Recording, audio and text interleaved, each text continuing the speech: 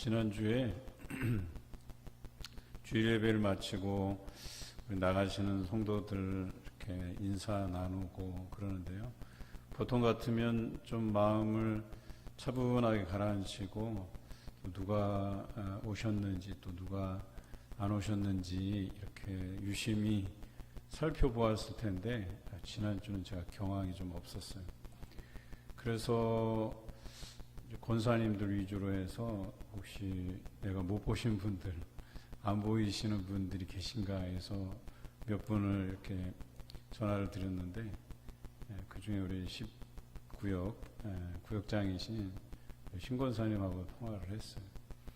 그랬더니 다리를 이렇게 삐어서 겹질려서 좀 다치셨다고. 그래서 오늘 아무래도 기도도 어렵겠다 싶어서 이렇게 여쭤보았는데 역시나 좀 나오시기가 어려워서 그래도 적은 숫자이지만 또 우리 장로님들 끼워 맞춰서 같이 특송해 주셔서 얼마나 감사한지 모르겠습니다.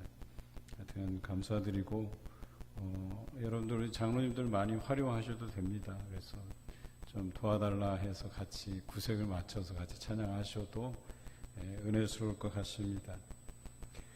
예레미야 애가는 지난주에 우리가 알파벳 구조를 가지고 있다고 제가 말씀을 드렸습니다. 또 애가라고 하는 것은 슬픈 노래, 예루살렘의 멸망을 보고 슬퍼서 지은 노래라고 하는 것이겠죠. 성경 여러 곳에 이 예루살렘 성을 여성으로 표현하고 있어요. 여성성을 가진 대상으로 표현하고 있어요. 그래서 오늘 이 예레미야 애가를 읽을 때에 특별히 이 예루살렘에 대한 언급을 우리가 읽을 때에는 예루살렘을 여성화했다. 성경에서 보면 신부로서 표현한 거예요. 그리고 신랑 되신 예수님, 또 신부된 교회와 성도 이렇게 표현을 하잖아요. 또 우리 하나님은 삼위일체 하나님이시잖아요. 하나님, 예수님, 성령님이 한 분이시다 이렇게 표현하잖아요. 그렇게 볼 때 예루살렘을 여성으로 표현했다는 것은 하나님께서 신랑으로서의 역할로 이 예루살렘, 신부된 예루살렘을 돌보시는 그런 관계로 설명할 수 있다는 거예요. 그런데 신랑이 신부를 돌보지 않으면 그 신부가 어떻게 그렇게 행복하게 지낼 수 있겠습니까?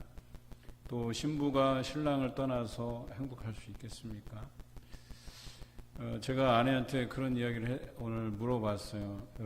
당신은 나 없으면 어떠냐고, 나 없이 살 수 있겠냐고 했더니 그래도 감사하게도 이제 그런 생각을 해본 적이 없다는 거예요. 그래서 물론 제 해석은 남편 없이 못 살겠다 뭐 이런 쪽으로 제가 해석은 했지만 아무튼 이 성경에 보면 우리 교회와 성도들을 신부라고 표현하면 예수 그리스도를 신랑으로 표현했듯이 이 예루살렘이 하나님을 떠나서는 살 수 없는 관계로 오늘 노래하고 있다라고 하는 점을 유념해야 됩니다. 마찬가지로 우리들도 예수 그리스도를 떠난 삶에서는 우리가 존재의 가치가 없다는 것을 의미해요.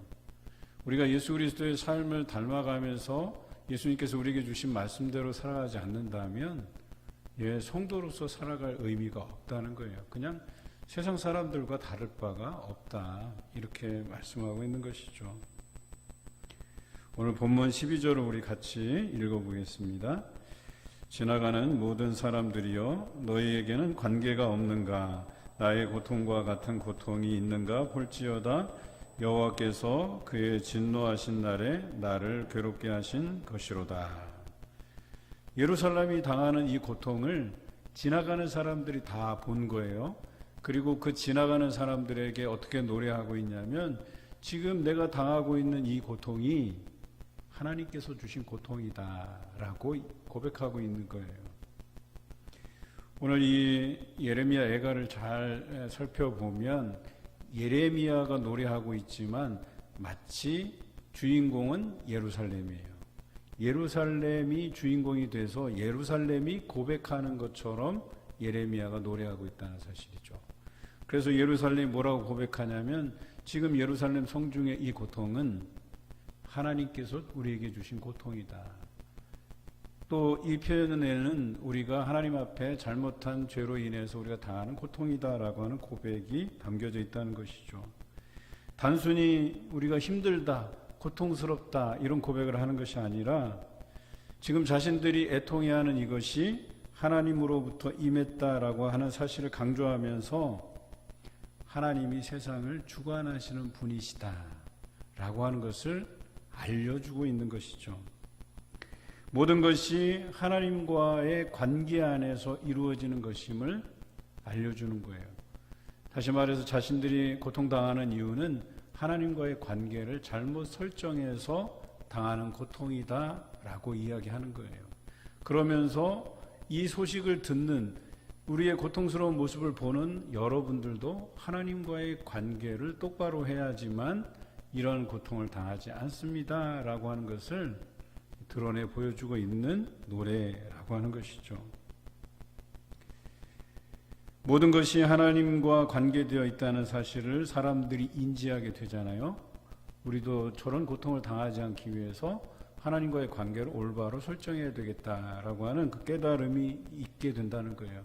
그래서 저절로 하나님 앞에 겸손해지고 인내로서 하나님을 경외하게 된다라고 하는 것입니다. 또한 죄에 대한 하나님의 심판은 정당하다라고 하는 것을 오늘 고백해내고 있는 것이죠. 여러분들이 살아가면서 정말 저거는 하나님의 심판인 것 같다라고 확실히 판단될 때가 있을 거예요. 하나님께서 악한 자들에게 심판을 하시는 모습들을 여러분들이 간접적으로 경험할 때는 어떤 생각이 들겠습니까? 하나님은 살아계시는구나. 악한 자들을 선악간에 심판하시는구나. 그러면 어때요? 두려움이 생기죠. 나도 하나님과의 그 설정을 잘 해가야 되겠다. 관계를 잘 쌓아가야 되겠다라고 하는 생각을 하지 않겠습니까? 오늘 예레미야의 이 애가는요, 슬프다의 의미만 가진 것이 아니라 오늘 이 고통은 하나님께서 주신 것이고 하나님과의 관계에 잘못해서 온 것이다. 그러니까 이것을 바라보는 너희들도 하나님과의 관계를 똑바로 하라는 거예요. 그것을 보여주는 거예요. 이 땅의 주관자는 하나님이시다. 이 땅을 주관해 가시는 분은 하나님이시다라고 하는, 그리고 하나님 앞에 그 관계를 잘못했을 때 주어지는 심판은 정당하다라고 하는 것을 알려주고 있는 것이죠. 예레미야는 이 상황을 탄식하며 슬픈 노래를 부르고 있어요. 그의 슬픈 심정을 드러내는 구절이 16절입니다. 우리 같이 16절 읽어보겠습니다. 이로 말미암아 내가 우니 내 눈에 눈물이 물같이 흘러내리며 나를 위로하여 내 생명을 회복시켜 줄 자가 멀리 떠났음이로다. 원수들이 이김에 내 자녀들이 외롭도다. 여기서 말하는 내가라는 것도 예루살렘이에요. 그러니까 예루살렘이 눈물을 물같이 흘리는 거예요. 이 예루살렘을 살려줄 그 하나님께서, 회복시켜줄 하나님께서 멀리 떠났다라고 고백하고 있는 거예요. 그래서 이 성이 심판 아래 놓이게 되었다. 원수가 나를 이겨서 내 자녀가 외롭게 되었다라고 고백해내고 있습니다. 13절부터 15절까지가 그 황폐한 예루살렘의 상황을 아주 잘 묘사하고 있어요. 13절에는 피곤 또는 황폐라는 단어가 보여주듯이 소망이 완전히 단절됐다는 거예요. 여러분, 만성피로라는 표현 들어보셨죠? 그냥 좀 무리해서 피곤하다 이 정도가 아니라 만성피로는요, 아무리 내가 회복하려고 해도 쌓이는 피로도가 높아서 회복이 안 되는 피로를 말하는 거예요. 계속 피곤한 거예요, 그냥. 지금 예루살렘이 처한 그 상황이 바로 만성피로예요. 그 피곤한 거예요. 그리고 황폐해졌다는 거예요. 마음의 여유가 없어졌다는 거예요. 누군가를 돌아볼 수 있는 여유가 없어진 거예요. 여러분, 그런 상황에 처해 보셨어요? 당장 내게 떨어진 이 문제, 고난, 또 경제적인 어려움, 뭐 이런 것들 때문에 내 주변의 이웃들을 돌아볼 여유가 없어요. 구역원들이며 내 교회 동료들이며 이웃이며 가족이며 돌아볼 여유가 없을 때가 있단 말이에요. 그때를 우리는 황폐해졌다라고 표현한 거예요. 그때는 인심도 없어요. 여러분, 인심이라고 하는 게 곳간에 곡식이 있어야 인심이 난다, 그런 표현도 있잖아요. 마음의 여유가 있어야 되는데 오늘 예루살렘은 황폐해졌다는 거예요. 돌아볼 여유가 없다는 거예요. 그러니까 그 안에서 오늘은 네 자녀를 잡아먹고 내일은 내 자녀를 잡아먹자, 이런 곡소리 나는 소리들이 들리지 않았겠습니까? 14절에는 멍에라는 표현을 썼어요. 지난번에 우리가 멍에에 대해서 한번 설명을 드렸는데, 이 V자로 된, 그래서 이 소나 당나귀에 이렇게 씌워서 굴레를 씌우는 거죠. 그래서 뭐 밭을 갈거나 아니면 짐을 실을 수레를 그 위에다 얹는 걸 말하잖아요. 그런데 바벨론의 그 왕의 멍에를 그들에게 씌워서 바벨론 왕 아래에 두었다, 이렇게 표현한 것이에요. 그 굴레라고 하는 것은 어때요? 소가 굴레에 씌워지면 주인의 말을 들어야만 돼요. 그러니까 굴레라고 하는 게, 멍에라고 하는 게 거기서 벗어날 수 없는 것을 의미해요. 그러니까 이 예루살렘이 바벨론의 손아귀에서 벗어날 길이 없다는 거예요. 하나님께서 예레미야 선지자를 통해서 70년 포로기를 선포하고 그 70년 포로기를 고스란히 그들이 지내야 한다라고 하는 사실이에요. 그래서 예루살렘은 어때요? 원수들이 이기면 내 자녀들이 외롭다, 이렇게 표현하고 있는 것이죠. 하나님이 아니시면 여기에서 우리가 회복될 길이 없다고 표현한 것입니다. 하나님께서 다시 예루살렘을 일으켜 세워주셔야만 그들이 희망을 가질 수 있다고 표현한 것이죠. 그래서 애가라고 하는 것은 역설이에요. 분명히 이 상황은 슬퍼요. 이 상황이 어려워요. 고통 가운데 있어요. 희망을 발견할 수조차 없을 것 같은데 그 슬픈 노래 안에 희망이 담겨져 있다는 거예요. 그래서 역설인 거예요. 그 희망이 뭐냐? 헤세드, 하나님의 언약적 사랑이에요. 하나님께서는 우리와의 관계를 언약적 사랑의 관계 안에 두셨어요. 하나님의 말씀을 계속해서 지켜나가면, 하나님의 얼굴을 구하면 어때요? 너희를 그 언약 가운데서 영원히 사랑하시겠다고 하는 그 약속이 있는 거예요. 그런데 애가라고 하는 것은 다시 그 하나님의 언약적 사랑을 기억하면서 부르는 노래라는 거예요. 그럴 때 하나님께서는 다시 그들을 어때요? 그 언약적 사랑의 관계 안으로 하나님께서 초청하신다라고 하는 거예요. 그래서 슬픈 노래라고 하는 것이 그 안에 역설이 포함되어 있는 거예요. 희망이 포함되어 있다라고 하는 것입니다. 하나님의 심판 안에는 긍휼을 전제하고 있어요. 그리고 가장 혹독한 심판을 그들이 인내로서 견딤을 통해서 다시금 하나님의 구원을 맛보게 하시겠다는 그런 계획이 거기에 포함되어 있는 겁니다.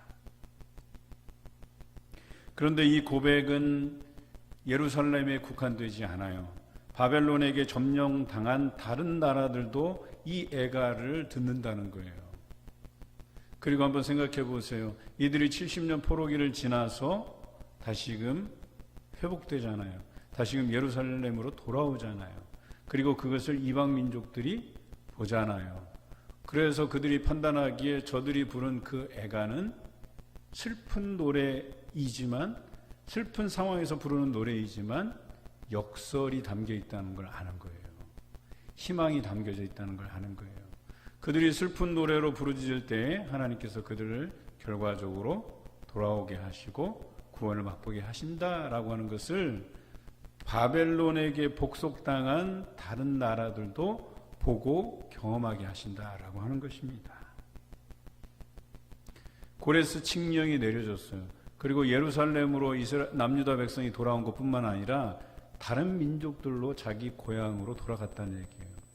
그러면서 느낀 것이, 다른 나라들은 어때요? 하나님을 섬기지 않았기 때문에 그들에게 희망이, 이런 꿈 같은 일이 벌어질 거라고는 생각지도 못했던 거예요.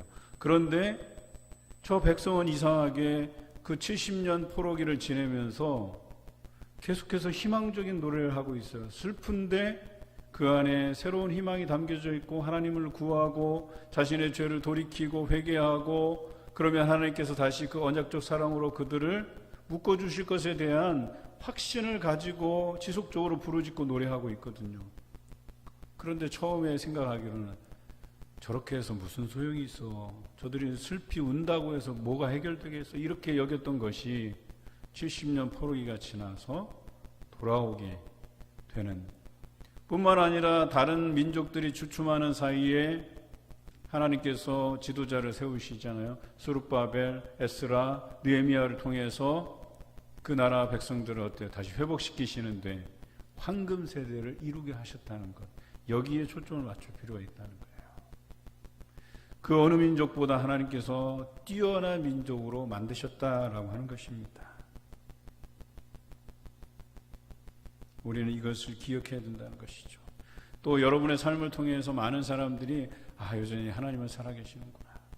하나님께서는 그 언약적 사랑, 지금은 고통 중에 있을지라도 반드시 하나님께서 그것을 회복하시고 그들의 마음을 주장하시고 그들의 삶에 또 다른 회복을 경험케 하시겠구나라고 하는 것을 느끼게 해야 된다는 거예요. 우리가 그렇게 살아가야 된다는 거예요. 우리가 수험생 기도회 또 취업을 준비하는 우리 자녀들 위해서 기도하고 있잖아요. 저는 기적을 기대해요. 우리 자녀들이 원했던 것, 많은 사람들이 이건 불가능한 거 아니야, 좀 힘들지 않겠어, 이런 생각들을 좀 뛰어넘는 일들이 우리 자녀들 안에서 일어났으면 좋겠다는 생각이 들어요.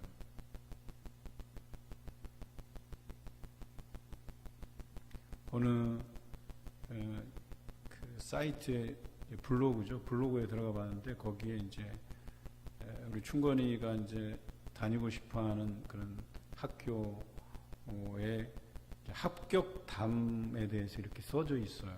그래서 뭐 수시에 뭐 그 등급이 몇 등급이고 뭐 이런 합격담에 대해서 쭉 나와 있거든요. 그런데 마지막에 보니까 그 학교에 쓴 사람 중에서 등급이 좀 낮은 친구예요. 그런 학교로 가려면 등급이 높아야 되는데 합격자 중에 등급이 낮은 아이가 있었어요. 그런데 이 아이가 그 게시물에 뭘 썼는 줄 아세요? 하나님 감사합니다. 주님 영광 돌립니다. 그게 도배가 됐어요. 그리고 어떤 일이 벌어지냐면 그것을 보는 사람들이 하나님은 살아계시는구나. 특히나 예수 믿는 사람들. 이런 일들을 경험하고 나서 우리 충건이 친구, 안동에 있는 친구들이 어떤 일이 벌어지냐면 충건이랑 통화하다가 자기가 3주 동안 이 수능 준비한다고 교회를 못 나갔는데 회개한다고, 다시 기도하면서 준비해야 되겠다고, 이런 일들이 벌어지는 거예요. 여러분, 불가능한 건 없어요. 하나님께서 역사하시면 불가능한 것도 가능하게 만드시는 하나님이 있어요. 하나님의 그 살아계심을 우리가 경험하고 또 어찌 보면 연약한 우리들을 통해서 하나님의 살아계심을 널리 증거하게 만들기도 한다는 사실을 기억하셔야 돼요. 그래서 이런 수험생들을 위해서 또 취업을 준비하는 자녀들을 위해서 특별 기도회를 괜히 하는 게 아니에요. 효과가 있고 없고를 논하자는 게 아니에요. 이 기도회를 통해서 우리 이루어지는 모든 것들을 기도로 이루어가게 하시길 원하시는 게 하나님이시라는 거예요. 하나님께서는 여러분들이 살아가는 사소한 삶 하나하나도 그냥 여러분의 노력으로 그걸 이끌어 가기를 원하시지 않으세요. 어떤 것들은 우리가 생각하기에 우리의 노력으로도 될 만한 것들이 있다고 생각을 해요.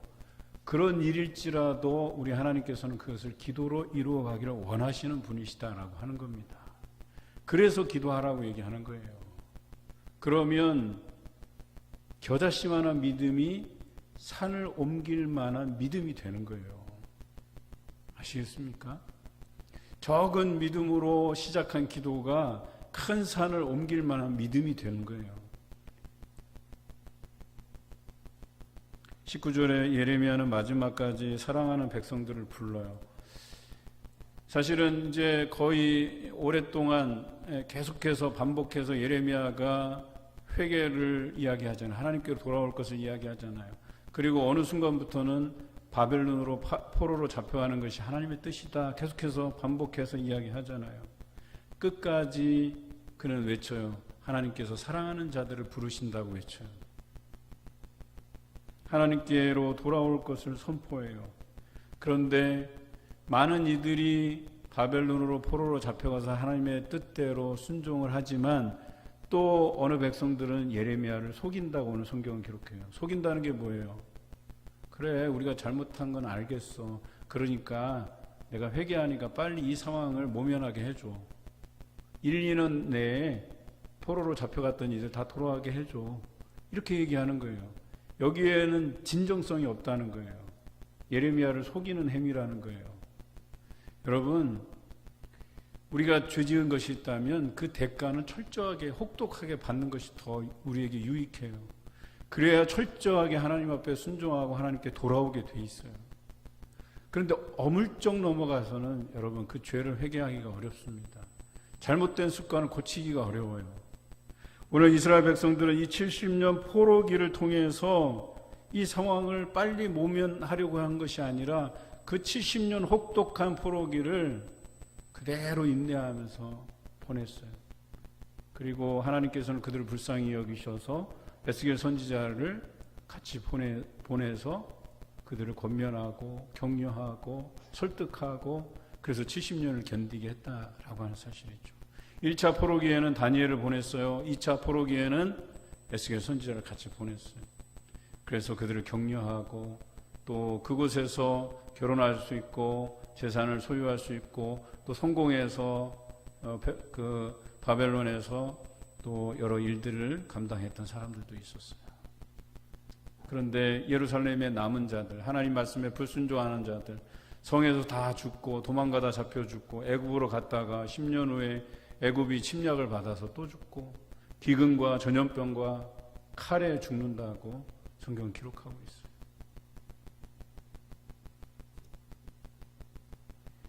이렇게 속였던 자들을 성경에서 어떻게 표현하느냐? 제사장들과 장로들이 그들의 목숨을 구하기 위해서 성 안에서 양식을 구하러 다니다가 기절했다 이렇게 표현하고 있어요. 여러분 얼마나 찾으러 다녔으면 다니다가 기절하겠어요. 그러니까 장로들과 제사장들도 그들도 먹을 양식이 없었다는 거예요. 백성들을 어떻게든지 구해보려고 하는데 이제는 구할 여력도 없어서 구하다가 기절하는 사태가 벌어진 거예요.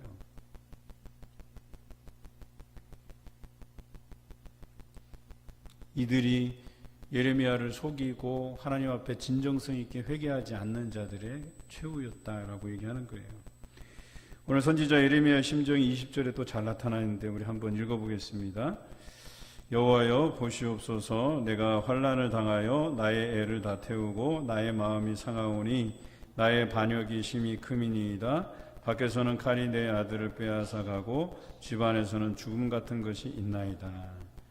예레미야도 자신에게 그 죽음의 그림자가 드리운 것을 알았어요. 자기 백성들도 심판당하고 또 지금 상황을 보니까 자신도 이제는 바울이 이야기한 것처럼 내가 전제와 같이 부어지고 떠날 날이 가까웠다라고 한 것처럼 예레미야도 내가 이 상황에서 자기도 결과적으로 죽임을 당하겠구나 하는 그런 예감이 들었다는 거예요. 그리고 그는 그것을 다른 사람을 탓하지 않았어요. 여기 보면 나의 반역으로 인해서 이렇게 표현하고 있어요. 솔직히 말하면 예레미야가 뭘 잘못했어요? 하나님의 그 말씀을 대언한 것밖에 없잖아요. 그런데 자신의 백성이 하나님의 말씀에 불순종해서 성 안에 남은 자들, 도망간 자들, 그들에게 내려진 그 심판, 또 자신에게 드리운 그 죽음의 그림자가 결과적으로 나의 반역이라고 고백하고 있어요. 이 백성들과 그 책임을 같이 하고 있다는 걸 통감하고 있다는 거예요. 이제는 돌이킬 수 없는 지경에 이르렀다고 슬픈 노래를 지어 부르고 있습니다. 그래도 예레미야는 마지막까지 외치고 있어요. 하나님께서 사랑하는 자들을 부르신다고. 한 생명이라도 더 살리고자 하나님의 말씀을 선포해내고 있는 것이죠. 심지어는 마지막까지 나도 잘못이 있다고, 사실 잘못한 게 없을 것 같은데도 불구하고 나의 반역으로 인해서 내가 이 고통을 당한 것처럼 지금 남아있는 자들, 즉 하나님의 말씀에 불순종한 자들이 다 그 죄를 가지고 와서 하나님 앞에 서서 자신과 같이 이들도 그 심판 안에 놓이게 될 것임을 선포하고 있다라고 하는 사실이죠. 그 이야기는 뭐예요? 너희가 이제 심판 아래에 놓이기 전에 지금이라도 늦지 않았으니까 한 생명이라도 더 하나님 앞에 불려가기를 바라는 마음으로 선포한 거예요. 여러분, 신들러 리스트라는 영화를 아시죠? 1941년 폴란드 내에 있는 많은 유대인들을 이제 아우슈비츠라고 하는 수용소로 옮겨가서 거기서 이제 가스실에 집어넣어서 이제 죽이려고 하는 그런 일을 꾸미잖아요. 독일군이. 그런데 거기에서 쉰들러라는 사람이, 오스카 쉰들러라는 사람이 어떤 마음에 그런 감동이 있었겠죠. 그래서 이 사람들을 구해내야 되겠다 싶어서 돈을 주고 한 명씩 꺼내는 거예요. 그렇게 해서 1100명이 살아남습니다. 그리고 살아남은 유대인들이 감사해서 금반지를 해줘요. 그 금반지에 뭐라고 새겨져 있냐면 Whoever saves one life saves the world entire, 그렇게 되어 있어요. 누구든지 한 생명을 구하면 곧 세상을 구하는 것이다 그랬어요. 저는 이 문구를 보고 쉰들러가 이런 표현을 해요. 이 차를 팔았으면 한 생명이라도 더 구했을 텐데. 근데 여기 달려있는 금벤치 이거 팔면은 한 생명이라도 더 구했을 텐데. 여러분, 예레미야의 심정이 이랬다는 거예요. 한 생명이라도 더 구하려고 끝까지 선포해내고 있다는 사실이죠. 예레미야의 눈물 어린 호소로 많은 남유다 사람들이 하나님의 말씀대로 바벨론 포로기로 잡혀갔다가 70년 포로기를 지나고 돌아와서 황금 세대를 이루게 됐어요. 얼마나 대단한 일을 한 줄 아십니까? 하지만 어떤 사람들은 예레미야의 그 충고에도 불구하고 그 호소한 것들을 받아들이지 않고 오히려 속이고 결과적으로 심판을 맞이하게 됐다는 이야기죠. 하나님께서는 지금도 주의 종들을 통하여서 사랑하는 자들을 부르십니다. 여러분들은 사랑한다고, 그런데 그 사랑하는 자들을 때로는 광야로 내몰 때가 있다는 거예요. 우리의 죄들로 인해서 광야로 내몰고 때로는 이 바벨론으로 포로로 잡혀간 사람들처럼 고통 중에 거하게 하시기도 하신다라고 하는 거예요. 그런데 하나님께서는 그들을 여전히 사랑하시고 여전히 부르신다라고 하는 거예요. 여러분, 권면할 때 그 권면하는 것, 그 기회를 놓치지 마시기 바라요. 우리 하나님께서 여러 사람들을 통해서 권면해 가세요. 다시 돌아올 것에 대해서 계속해서 권면해 가세요. 여러분, 그것이 기회예요. 언약적 그 사랑을 회복할 수 있는 여러분 기회예요. 그 기회를 잘 붙들어야 돼요. 하나님과의 그 관계를 회복해야 돼요. 하나님의 말씀대로 살아가야 돼요. 그래야지만 우리는 파괴되지 않고 보존될 수 있다라고 얘기하는 겁니다. 여러분, 파괴되는 그 순간에 여러분들이 중요하다고 아끼고 그랬던 모든 것이 다 사라지고 말아요. 한순간에 사라지고 말아요. 여러분, 그것이 파괴되지 않고 보존되기 위해서는 하나님과의 이 관계에서 떠나면 안 된다는 거예요. 뿐만 아니라 우리가 그 약속을 파기하는 순간 하나님의 그 진노를 불러오게 되고 우리 그 심판에서 벗어날 수 없게 된다는 사실을 기억하셔야 돼요. 하지만 그 심판 중에서라도 혹 여러분들이 그 언약적 사랑을 기억한다면 고통 중에서라도 하나님의 그 언약적 사랑을 믿고 슬피 울며 돌아섬이 있어야 된다라고 얘기하는 겁니다. 근데 안타까운 건 이래요. 물론 그런 호소의 마음을 돌이켜서 하나님을 따른 사람도 있겠지만 대다수는 죽음을 맞이했다는 사실이에요. 왜 그렇게 했어요? 죄라고 하는 것은 우리의 영적인 안목들을 어둡게 만들어요. 판단하지 못하게 만들어요. 이게 옳은 것인지 이게 틀린 것인지 분간하지 못하게 만든다는 거예요. 무디게 만들어 버리는 거예요. 내가 지금 게으른 상태에 있는지도 모르게 만드는 거예요. 그렇게 그냥 신앙이 축축 처져가고 퇴보해 가는 거예요. 시편 126편 5절과 6절 말씀 우리 함께 읽어보겠습니다. 눈물을 흘리며 씨를 뿌리는 자는 기쁨으로 거두리로다. 울며 씨를 뿌리러 나가는 자는 반드시 기쁨으로 그 곡식단을 가지고 돌아오리로다. 여러분, 시편 126편은 어떤 시편이냐면 바벨론 포로기에서 돌아오면서 부르는 노래였었어요.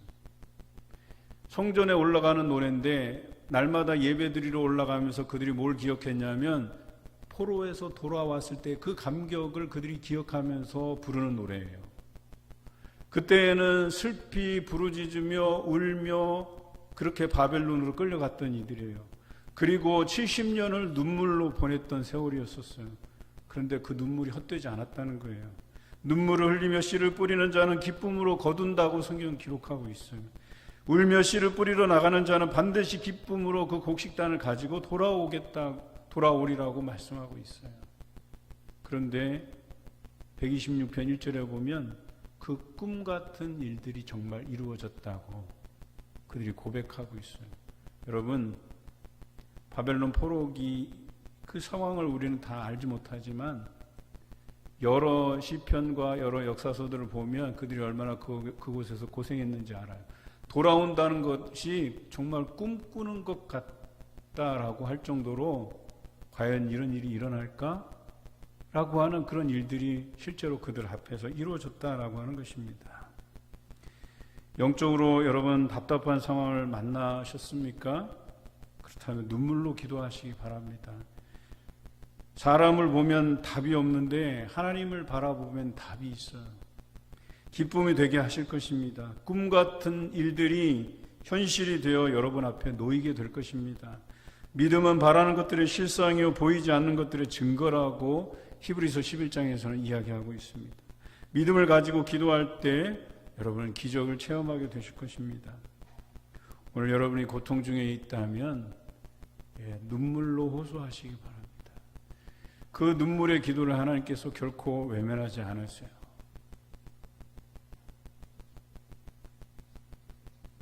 우리가 오늘 우리 수험생들을 위해서 기도하는 시간을 갖고자 해요. 사실 저도 이제 수험생 시절을 지내봤잖아요. 하여튼 저는 잘 떨어지는 인생이었었어요.